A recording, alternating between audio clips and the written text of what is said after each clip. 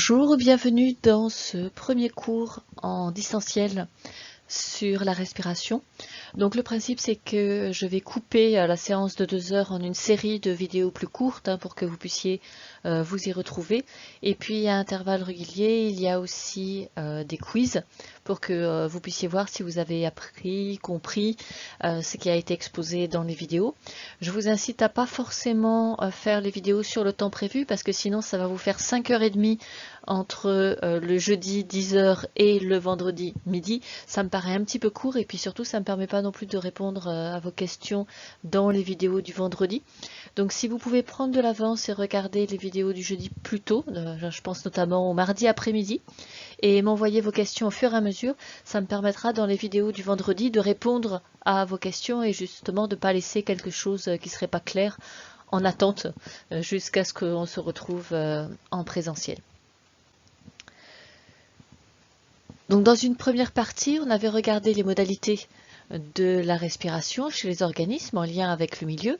Maintenant, on va s'intéresser à un aspect qui est l'aspect de convection, que ce soit de la convection externe du fluide respiratoire, donc du sang ou de l'air, mais aussi la convection interne.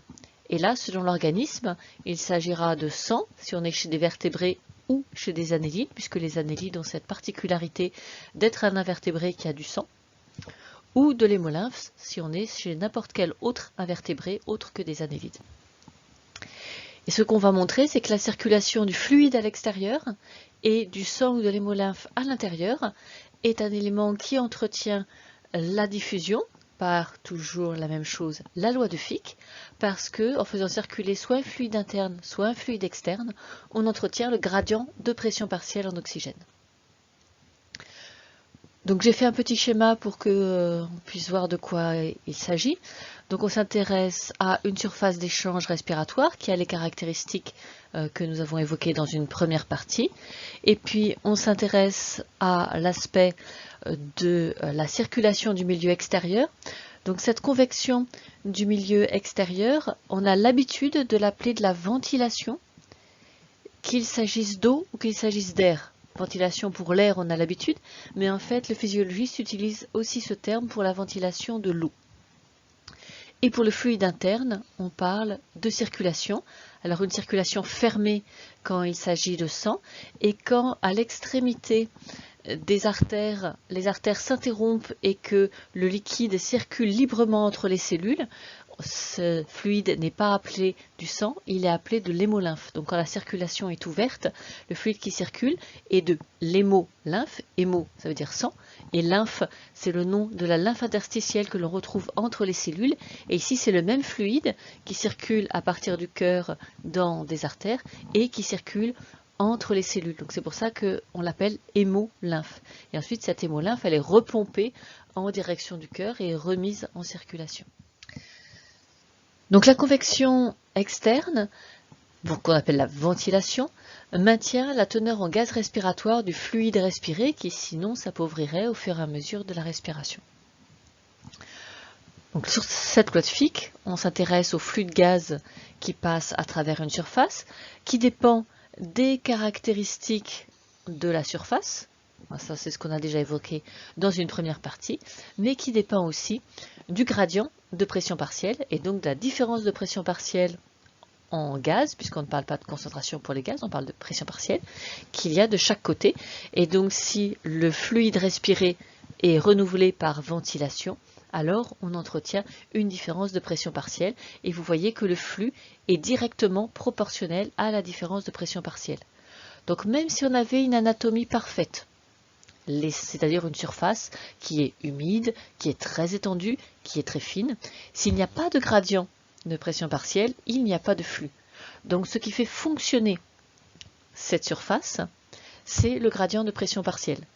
Et ce qui fait l'efficacité de cette absorption, c'est l'anatomie de l'organisme qui permet, pour un gradient de pression partielle donné, d'absorber plus ou moins d'oxygène.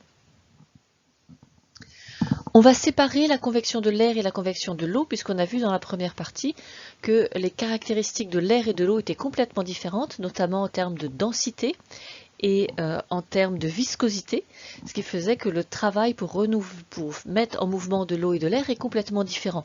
Donc on s'attend à des choses différentes.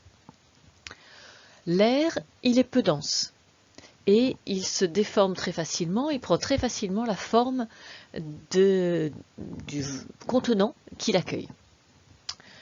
De ce fait, déplacer de l'air demande très peu d'énergie. Et on va voir que, à part le cas très particulier des animaux de type oiseaux, mais qui de toute façon ne sont pas au programme, il y a une convection bidirectionnelle de l'air.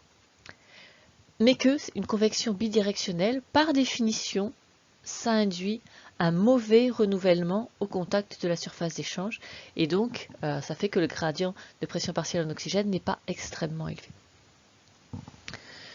Alors dans un appareil circulatoire contenant de l'air, donc que ce soit des poumons de mammifères ou que ce soit des trachées d'insectes, il reste toujours systématiquement de l'air qui n'est pas renouvelé. Dans cette vidéo, on a reconstitué en 3 dimensions l'architecture d'un poumon. Donc c'est pour vous montrer l'architecture d'un poumon, mais ici ça a été fait de façon dans une autre intention. L'objectif c'était de montrer pourquoi est-ce qu'il y avait une détresse respiratoire dans la maladie du Covid. Alors, Covid, ça veut dire disease due au coronavirus, mais en fait, il y a une multitude de coronavirus. On a dit coronavirus pour le grand public, mais pour les scientifiques, son véritable nom, c'est SARS-CoV-2. Pourquoi est-ce que les scientifiques n'ont pas vraiment insisté pour populariser ce terme? C'est parce que SRAS, ça veut dire syndrome de détresse respiratoire aiguë sévère. Et le SRAS-CoV-1 est responsable de la maladie SRAS, donc du syndrome de détresse respiratoire aiguë sévère, qui a démarré en Chine et qui s'est arrêté très, très rapidement parce que les autorités chinoises ont pris des mesures drastiques. Ça induisait en quelques jours une mortalité par détresse respiratoire aiguë. Donc c'est un nom qui a été très chargé de la première maladie due au premier coronavirus. Donc c'est pour ça qu'on n'a pas tellement mis en avant ce terme. Et fort heureusement, le coronavirus 2 induit certes une détresse respiratoire, mais beaucoup moins aiguë, beaucoup moins sévère, par contre beaucoup plus durable, mais qui affecte beaucoup moins le pronostic vital.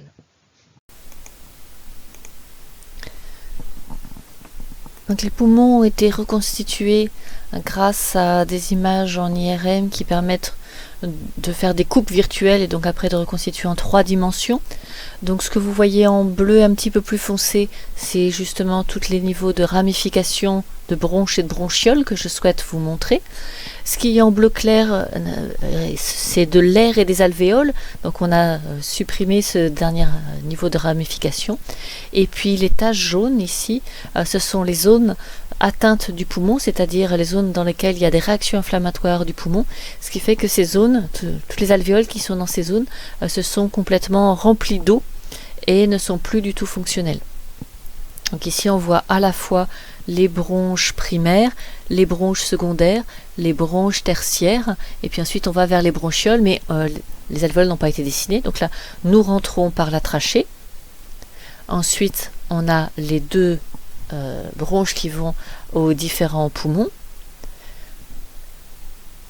Là, on repasse à l'extérieur, donc on voit des bronchioles qui sont présentes et qui se ramifient en bronchioles terminales.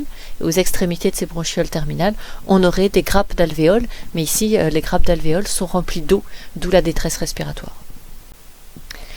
L'IRM vient de nous permettre de faire une étude qui est une étude structurale, en montrant notamment les très grands niveaux de ramification des bronches et des bronchioles avant d'arriver aux alvéoles. Maintenant, nous voudrions faire une étude qui soit une étude fonctionnelle pour savoir quel est le volume d'air inspiré, expiré au repos, mais aussi durant l'effort. Et pour ça, on va le faire par une méthode qu'on appelle la spirométrie. Une des façons de faire consiste à faire respirer le patient au travers d'une tubulure qui est reliée à une cloche qui fait bouger un stylo qui inscrit les mouvements sur un papier qui défile. On laisse le patient respirer normalement, puis on va lui demander de prendre une grande inspiration, voilà, qui se reflète sur le papier, avant de lui demander d'expirer le maximum d'air, voilà, puis de reprendre une respiration normale. À partir des mesures de spirométrie que nous venons de voir, on peut tracer ce genre de courbe. Donc ici, ce que vous voyez, c'est le volume pulmonaire en fonction du temps. Et donc effectivement, quand on demande à une personne de faire une inspiration courante, une expiration courante au repos, on a inspiration d'un demi-litre d'air durant cette phase, expiration d'un demi-litre d'air durant cette phase. Et ce que l'on observe, c'est qu'on ne part pas de zéro et on ne rejoint pas non plus zéro, on part d'un volume minimum de 2,5 litres d'air. Donc ça, c'est ce qu'on appelle la capacité résiduelle, c'est-à-dire que quand on est au repos, c'est tout l'air qui reste là en résidu et qui peut éventuellement être utilisé. Alors être utilisé à condition qu'on utilise plus de muscles, on verra assez rapidement quels sont les muscles qu'on peut utiliser en plus pour au-delà de cette simple inspiration et expiration de repos, où on n'utilise que le diaphragme. En utilisant plus de muscles, nous pouvons inspirer davantage et vous voyez qu'à ce moment-là, en plus de l'inspiration basique, on peut encore inspirer 3 litres d'air en plus et que l'on peut aussi faire une expiration maximum. Mais ce qui est typique, et c'est là où on voit que c'est forcément mal ventilé, c'est qu'il restera toujours au minimum 1 litre d'air, même quand vous aurez expiré au maximum. Donc ça, c'est ce qu'on appelle le volume résiduel, c'est-à-dire l'air qu'on ne pourra jamais expulser de ses voies respiratoires. C'est-à-dire que pour expirer ce litre supplémentaire, il faudrait que toutes les voies respiratoires s'écrasent complètement sur elles-mêmes. Or, il y a des structures de soutien autour de la trachée, donc elle ne s'écrase pas. Il y a des structures de soutien autour des bronches, autour des bronchioles. Les alvéoles non plus ne s'écrasent pas sur elles-mêmes. Et donc ce petit volume minimum, une fois que les alvéoles ont réduit à leur taille minimum, c'est le volume des bronchioles, des bronches et de la trachée. Le volume que l'on peut utiliser en inspiration maximum, expiration maximum, on appelle ça la capacité vitale. C'est le volume d'air, et donc vous voyez qu'on peut jouer avec 5 litres d'air, mais en se forçant, en utilisant le maximum de ses muscles, alors que le volume courant, lui, n'est que de 0,5 litres. Et donc la différence, c'est un volume avec une réserve inspiratoire, ce qu'on peut inspirer en plus, donc les 3 litres d'air qu'on peut inspirer en plus, ou le volume expiratoire, on peut encore expirer 1,5 litre en plus que ce que l'on expire de façon assez spontanée.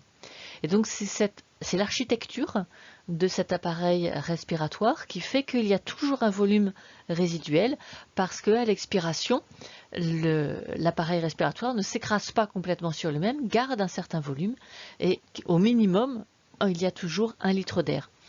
Et en plus, cet air, comme il a un mouvement bidirectionnel, il rentre et il sort, eh bien, les alvéoles ne pourront jamais être complètement renouvelées.